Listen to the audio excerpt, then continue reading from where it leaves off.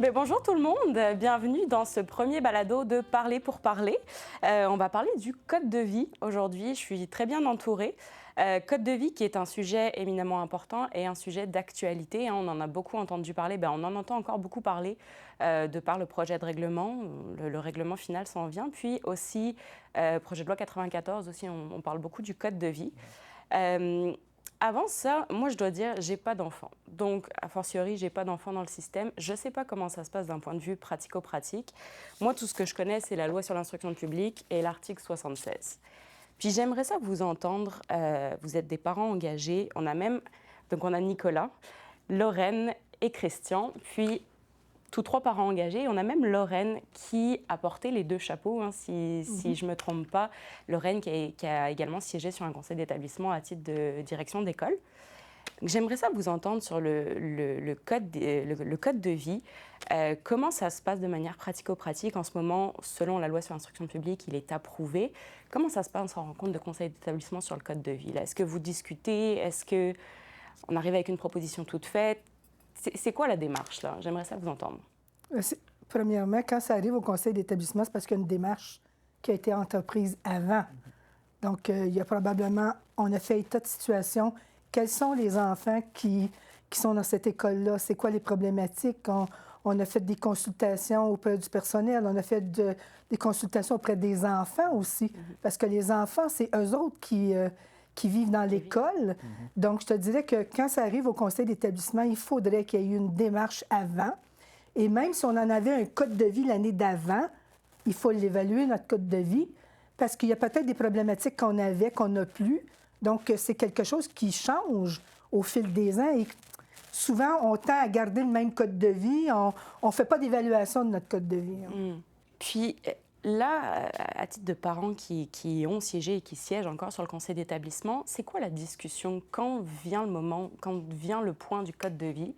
Est-ce qu'il y a une discussion? Est-ce que les parents ou les autres membres d'ailleurs du conseil d'établissement interviennent? Est-ce qu'il y a une discussion ou c'est juste quelque chose qui se fait vite, là, si je puis dire? On sait que c'est approuvé, on connaît la différence entre le terme approuvé et le terme adopté, mais ça se passe comment, de manière pratico-pratique? Je peux me permettre, je vous dirais que ça dépend aussi du type d'école, parce que les écoles secondaires, les écoles primaires, c'est pas exactement la même chose. Au secondaire, on a la chance d'avoir des élèves qui participent au conseil d'établissement, qui viennent du conseil de l'école, donc ils vont participer à la conversation pour dire les enjeux qui sont vécus dans l'école par rapport au code de vie, justement. Y a-t-il des choses qui accrochent? Y a-t-il des éléments qui ne fonctionnent pas?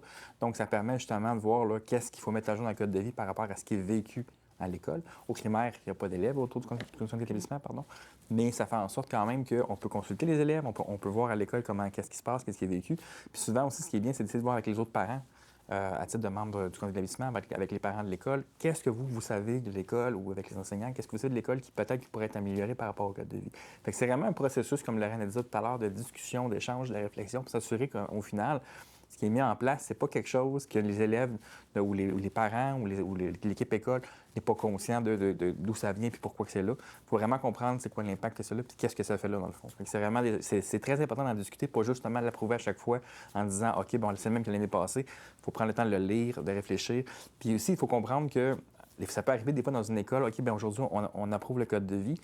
Puis on n'a pas discuté avant, mais si vous voyez que ça en tant que parent, dites attends, on peut-tu prendre une autre séance pour se reprendre? Parce que je pense que le sujet est important d'en parler. On a vécu des choses, on a vu des choses. Donc, il faut que ça évolue avec le temps aussi. Là. Ça, c'est très, très, très important.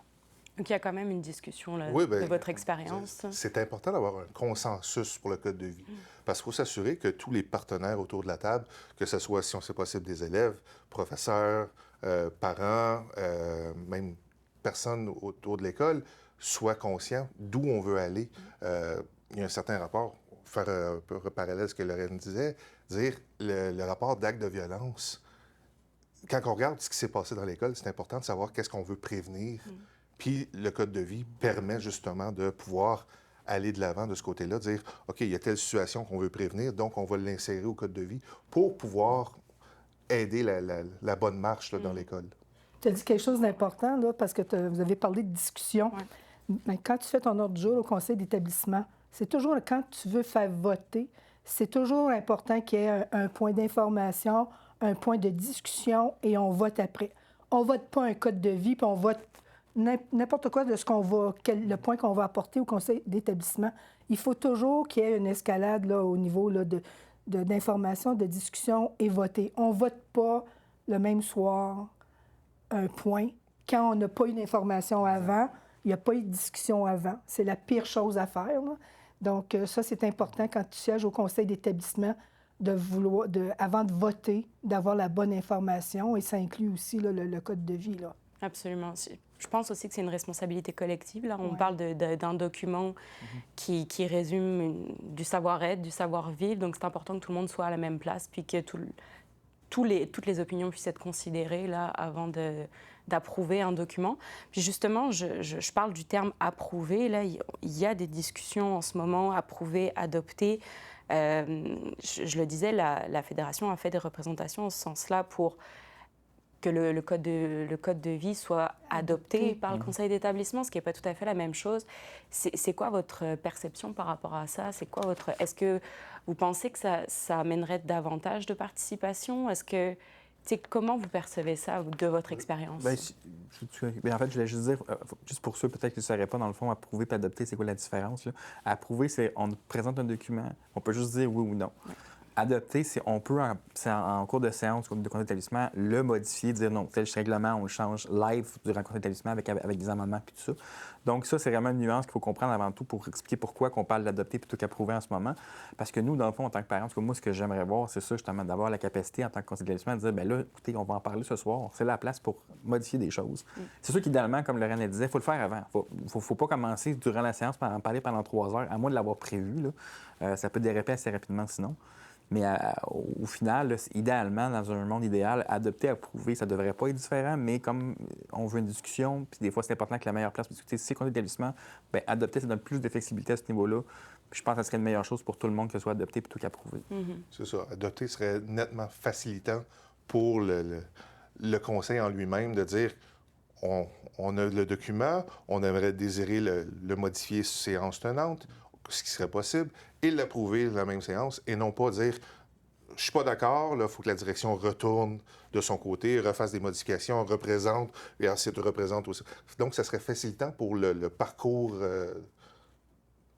du document et la facilitation du processus. Finalement, ouais. Ça n'empêche pas qu'on pourrait, comme conseil d'établissement, même si c'est adopté, OK? Oui, on en discute, on veut modifier, mais il n'y a rien qui dit que le conseil d'établissement ne pourrait pas dire « bien là, je pense qu'il faudrait retourner voir le personnel ». Parce qu'on ne veut pas non plus là, qu'il y ait des frictions là, entre le personnel puis le conseil d'établissement. Ça doit être autant que possible un consensus, parce que ceux qui vont le faire appliquer, souvent, ce sont ceux dans l'école. S'ils ne sont pas d'accord, ça part mal. Oui. Puis l'autre chose aussi, c'est que le code de vie, là, c'est pour les enfants en général. Mais quand on parle d'élèves HDAA, par exemple, moi, j'ai vu dans des établissements, au mois de septembre, un enfant avait tellement de retenues qu'il y avait des retenues jusqu'au mois de juin. Mais c'est parce que le jeune avait des défis. Il y avait des difficultés. Fait qu'il faut toujours tenir compte que le code de vie, quand tu as des enfants qui ont des défis, là, ils peuvent sortir de ce code de vie-là. Puis avec le plan d'intervention, on leur met là, des objectifs là, à atteindre. Ça, c'est très, très important parce que le code de vie, là, c'est des règles de fonctionnement de société en général dans l'établissement. Lorraine, ce que tu mentionnes, c'est tellement important. Moi, en tant que parent d'enfant, justement, avec des besoins particuliers, j'ai vécu ça souvent des situations où mon enfant dérogeait au code de vie. C'est un enfant autiste, problème comportemental, des fois, il envoyait promener ses professeurs. Puis, si on se fie au règlement à la lettre, il n'aurait pas resté à l'école. Fait que, vraiment, les enseignants comprenaient ça, ils comprenaient que les directions comprenaient que sa situation faisait en sorte que, on va pas... Puis en plus, surtout, c'est ça qu'ils voulaient retourner à la maison, là, des fois. Fait que, eux comprenaient que c'est pas ça qu'on veut, donc ils donnaient une conséquence. OK, va dans tel coin, tu vas dans telle salle, puis tu te détendre. Mais il y avait au moins quelque chose qui était mis en place pour s'adapter à ça. Je pense qu'au final, le code de vie aussi, c'est de mettre en place des moyens pour adapter pour ces enfants-là, pour s'assurer qu'ils développent le respect. Puis aussi, je l'ai mentionné, un élément important, on parle beaucoup du code de vie comme le comportement, puis ça, mais là-dedans, il y a quelque chose qui revient souvent dans les écoles, c'est le code vestimentaire. Puis ça rentre dans le code de vie aussi.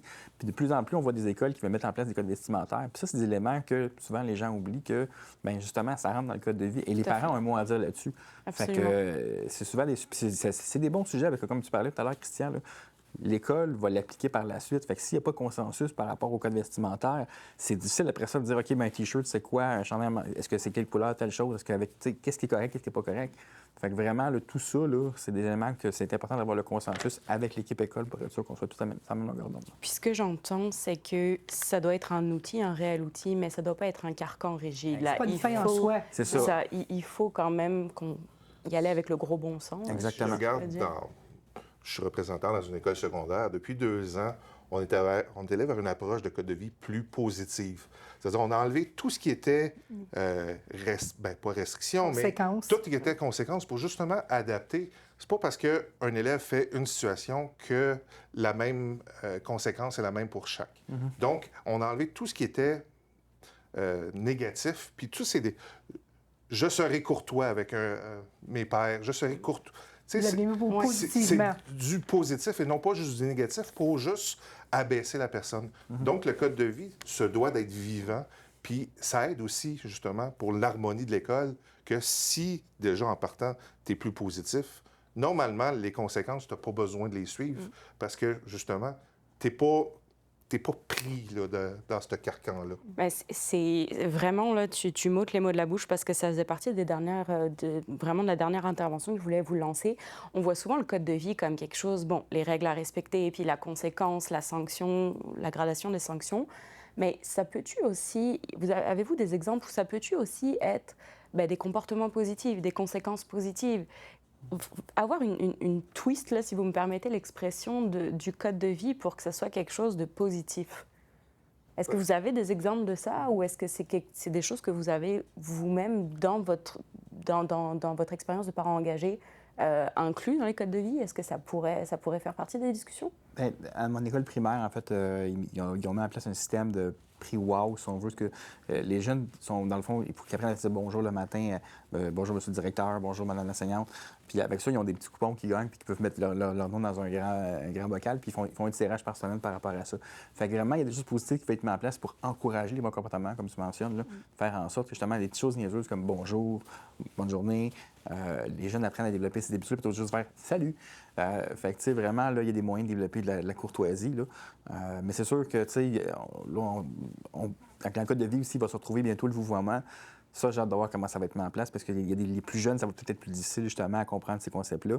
Puis souvent, le concept de Madame Chantal ou Madame Julie, ça, ils comprennent ça. Mais le vouvoiement, ça va être peut-être un peu plus difficile à développer là, auprès des jeunes. Fait que c'est des éléments que il faut trouver des façons. Peut-être justement par des renforcements positifs, ça va pouvoir être mis en place, mais c'est pas évident. Il va y avoir une période d'adaptation. Exactement, c'est ce que j'entends, mais... Oui, puis est-ce que le vouvoiement fait que tu vas être plus respectueux? Quand viendra le temps On verra. du bilan, on verra ça, Ouais, on pourra c'est s'en reparler. Normalement, le vouvoiement fait un détachement qui aide à la civilité. Chez les ados, je pourrais t'en reparler. Le vouvoiement, Non, mais déjà de voir madame, monsieur, ça aide beaucoup. oui, mais c'est le vous. Là. Mais merci beaucoup à vous trois d'avoir été avec nous. Merci à nos auditeurs et auditrices. Puis on se revoit pour un prochain épisode de Parler pour parler. Merci beaucoup. Merci.